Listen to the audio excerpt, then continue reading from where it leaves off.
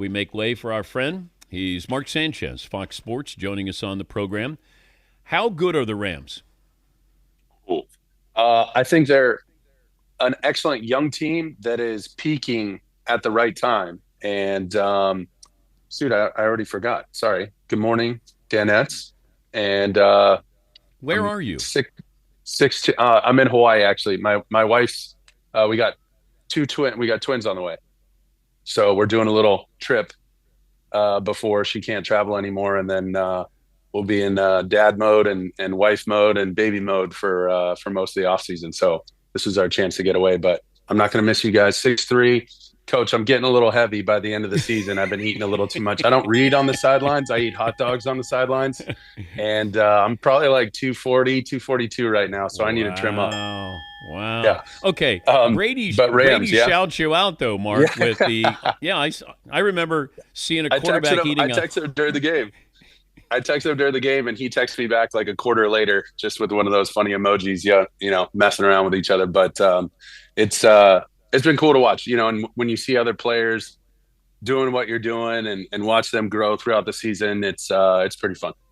Okay, go back to eating the hot dog. Yeah, So you blew out the Raiders, and yeah. you're eating a hot dog on the sidelines. Did you catch any heat from anybody? Oh my God, yeah. So we win three straight. This is my rookie year. We win three straight, then we lose like four straight. We go to California. I'm back home. It's in Oakland. We're playing the Raiders at the old Coliseum, and my whole family's coming to the game. My mom actually got a beer dumped on her by a Raiders fan that game because we were beating them so bad, and my brothers almost went to jail because they had to like throw this guy off of her. It was great. It was crazy, dude. Like classic Raiders game. So then I couldn't eat like the night before and the day of. I was just like so in my head and so upset and couldn't figure out what was going on, why we're losing, trying to get better, whatever. And I just didn't eat. So those guys on the sidelines that have white shirts and blue shorts, they have like one little NFL logo. They're kind of like ball boys. They do like water stuff, whatever. And so I just looked at one of them and I go, "Hey, dude, you got any food?" Because I got pulled out of the game. I said, "Do you have any food?" And he's like, "You mean like a power bar or like a something like that?" I was like, "I don't know, anything. Can you run up to concessions? I'll take a hot dog. I'll take a burger, like whatever you got." He goes, "Yeah, dude, I'll grab you a dog." And so he ran up, goes and gets a hot dog as he's running away. I'm like, "Yo, grab some mustard." So he runs up, gets the mustard, and then you see the whole deal where Dan Deerdorf and it was Gumble. I think Gumble, R.I.P., was calling the game. But they they had the camera on me and they caught me. But back to your question about the Rams, because I've had them a couple times this year. I'm so impressed with Chris Shula and this defensive coordinator. You lose your defensive coordinator, Raheem Morris, to Atlanta, and he takes over the job, and people think like, "Oh yeah, first year." Well, he's been there for 8 years. With Sean McVay, knows exactly what this offense is, what this team looks like, how it's supposed to fit together. And the way they've drafted and developed, you gotta, tip your cap to Les Snead and this defensive staff because it's incredible. I mean, Byron Young, at one point, he was working at like a Dollar General and then ended up getting his chance to play at Tennessee, wherever he went. And he wears the number 0, he said, because that's how many people believed in me. And this dude's making great plays out there. Whether you get Kobe Turner from Wake Forest, who was originally at Richmond, then goes to Wake Forest for his senior year. The dude's a captain for the LA Rams defense, his second year in the league. Like, that's pretty impressive stuff. And then you put in these two rookies that wreaked havoc last year on the Florida State defense that basically had them undefeated. And it's, Fisk and Verse. And so they were able to generate pressure without bringing 5 or 6 players a lot. They did it occasionally. You saw the Kobe Durant pressure. But when you can do it with 4, that's a defensive coordinator's dream. You could just sit back, play coverage, generate your pressure with 4, and force that quarterback to get rid of the ball. You got plenty of guys in coverage. And, I mean, you got to give them all their due. They really, really played well in that game. And to Stafford's point, you were talking about all those yards. It wasn't going to be that kind of day. It wasn't going to be a throw for 350 type day. 5 touchdowns, 35 of 40. It's not that day. And for him to understand the formula to win that football game, the way we're going to get after him on defense, that's what they talk about. When you say complimentary football, that's what they're talking about. When teams understand that know how to play that game. And sometimes it's time to just cut bait, move on with your life. You don't have to take the shot downfield. And obviously, Matthew Stafford knows that. Okay, but let me look at the Vikings situation. You just got manhandled by the Lions the previous game. Yeah. You know the Rams are going to look at that blueprint and say, all right, let's just see. Can we bring four and put pressure on him and make him uncomfortable? We had Kurt Warner on last hour, and Kurt said, hey, I wasn't mobile, but I knew when to get rid of the ball. Sacks are not all created equal here. So Sure. what should the Vikings have done to mitigate the damage or certainly the pressure on Yeah. Sam? Okay, this is an extreme example, but remember in the game when Stafford dumped the ball out Yeah. and people, oh, it's intentional grounding, intentional grounding. Do you understand his level of understanding No, I where don't. all of his where Yeah. all of his pieces are at all times and being able to get hit, close your eyes, still have that picture in your head of exactly where all the chess pieces are, and to just flip that ball out knowing you're going to get the ball where you're supposed to get the ball. I'm not getting sacked. I refuse to take negative plays. So sometimes when you'd see, even Peyton Manning, Tom Brady immediately catch the ball, boom, it's not right, and either fall down instead of going back another 5 yards or literally just rifle the ball at somebody's ankle. You're like, what the hell was that? Well, they know it's not worth it. You got me. I know when to hold them. I know when to fold them. Kenny Rogers, right? Like the gambler. I know how to play this game. And those kind of things are where Stafford is operating at an elite level and Sam is still learning some of those things. And it's tough because some of those are on him. Some of those he could have got the ball out earlier. And in big games like that, we say this all the time.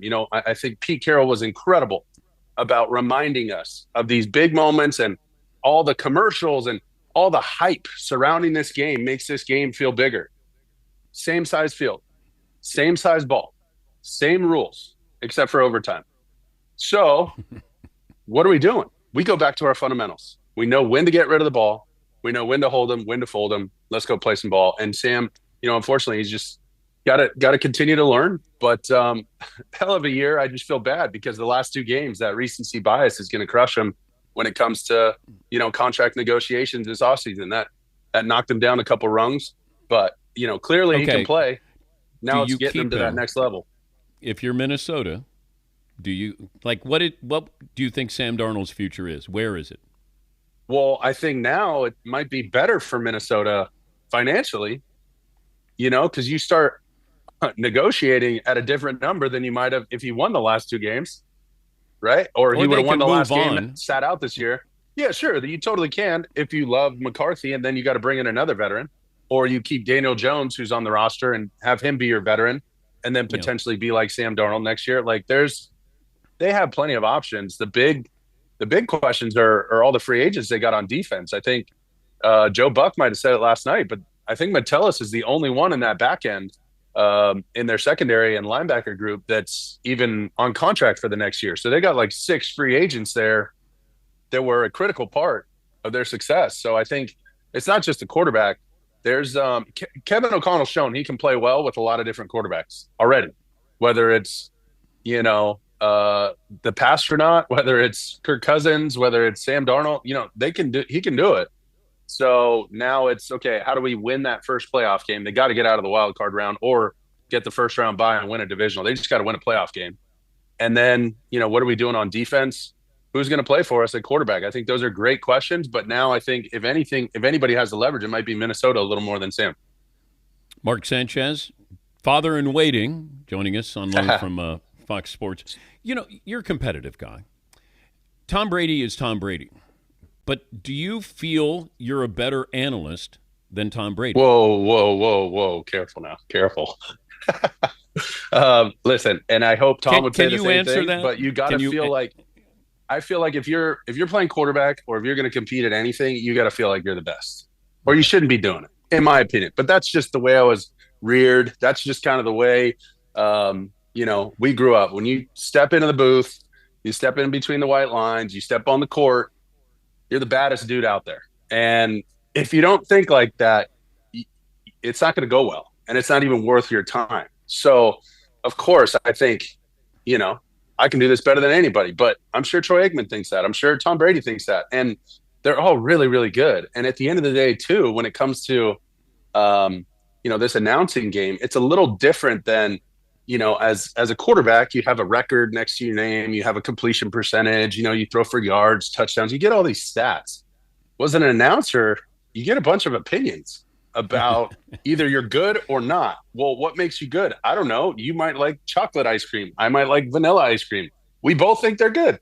So, you know what I mean? So it's pretty subjective when you get to the announcing stuff. The thing that I do appreciate though, and this is kind of a Fox thing that I've really, leaned into and looked up and kind of researched, but like when McMillan and Madden and all these old school broadcasters were together on the Fox team, they would collaborate because what happens is you have crossover tape.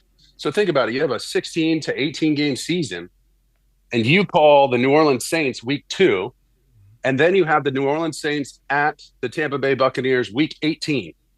Well, if you haven't seen New Orleans for 16 weeks, that is a completely different ball club. And those narratives going into week 2 have changed in week 18. So it was interesting before the last game of the season, we're together actually in the same place by happenstance, but I see Tom and he's working out, I'm working out. And he's like, hey, I got the Saints. You just called their game this past weekend in New Orleans. What's the word? Talk to me about him a little bit. You had him versus the Commanders. Boom. Now he's got the Commanders. So we're just talking and sharing ideas and stuff. And hey, man, here's what I saw. Here's where I think they got to get better. Here's what they're having problems with. Here's what they do really well. And this to me is their formula to win, So when you watch the tape, I'd keep an eye on stuff like that. And he does the same thing in, back All and right, forth. well, that's well and good. But who can bench more between you and Tom Brady? Who could bench more? Yeah. Oh, man. I don't know. No, he's all about elasticity. Yeah, he's not a big bench. Yeah, he's not a big pliability, all the bands and stuff. Yeah. I'll tell you what, he was getting it in that workout though, bro. I walked into the gym and I was like, I need a stretch. I just got off a flight. I had just arrived. I walked in with a pizza and sandals, and my man's over there like full Billy Blanks, like Tybo, like going 100 miles an hour. I was like, whoa. And then I finally realized it was him. I was like, who is this guy? Like, what are we doing? Oh, sorry. Got it. What's up, dude? Does Tom have a bunch of really guys around him that they remind him how great he looks? Like, no. He's he's got a good group of people, and the trainer, I'm over there just thinking back to my old workouts, like, yeah, I think I'm supposed to do this now. That's why you weigh 242, Mark. Easy, Coach. We're not body shaming here. We're not body shaming. This is not a dad bod. This is a father figure. Okay? Yeah, that's hot. Final minute here. Cowboys' job is blank. The Cowboys' job is blank.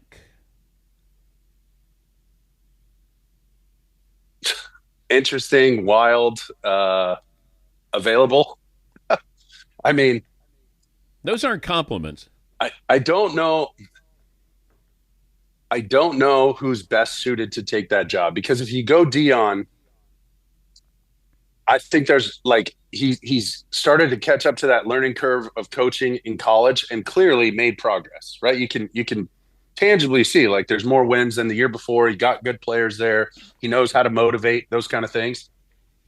He's going to need some really good coordinators if he's going to stay that same mode, unless he just goes hardcore, coordinate the offense or coordinate the defense. He's going to be more of a delegator when it comes to responsibilities coordinating wise. So I love that. It'll give them a ton of attention. It'll give them, that star will be shining awfully bright, which I know Jerry likes. But if we're talking about somebody who's maybe a little more plug and play and obviously less, media fodder and less, stuff like that, less energy that way. I mean, how about a guy who grew up in the building, who's done so well for you, who's over in Philly in your division, lighting the world on fire and killing more? I mean, I just don't know if they do it, because it almost admits that they made a mistake by letting him go and keeping McCarthy at that point, right? So either way, this defense, I mean, you're going to blow up this defense no matter what. You're paying Dak, you're paying CD, Might want to figure out how to disperse some of that money a little bit. Got to revamp the O-line a little bit. But that defense was going to get blown up no matter what. I mean, they were hard to watch at times. They gave up a lot of big plays. Before I let you go, the Bills-Ravens game comes down to turnovers. If Josh Allen takes care of the ball the way he does and the way he's running it, that was their only Achilles heel these last few years in the playoffs. It would be one bad fumble, one mistake down the field trying to force the ball. If he plays turnover-free football, which Joe Brady's got him doing, their offensive coordinator, and you notice they're using Cook a lot more at the running back spot, not just running the ball, but catching the ball in the backfield. Josh has really stepped up his game, and it's really just cutting down the mistakes and eliminating those turnovers. You look at a Stafford, you look at Josh Allen, the guys that play the best this time of the year take care of the football. Safe travels. Good luck with Appreciate you, buddy. The Twins coming up. You got names? No, I'd like a poll question on that, though, because they're identical twin girls. So we're going to need, some good ones. Giselle? My son wants to name them Fish and Chips. I told him that's a tough sell. Please meet my daughter Fish. Like, what? So I need Fritzy on that. I need the boys helping out. I need the Danettes helping I don't think out. you don't need Fritzy on that. No, you don't. We'll come up with some. Yeah. Thank you, Mark. Appreciate you guys. Mark Sanchez, Fox NFL analyst, former NFL quarterback as well.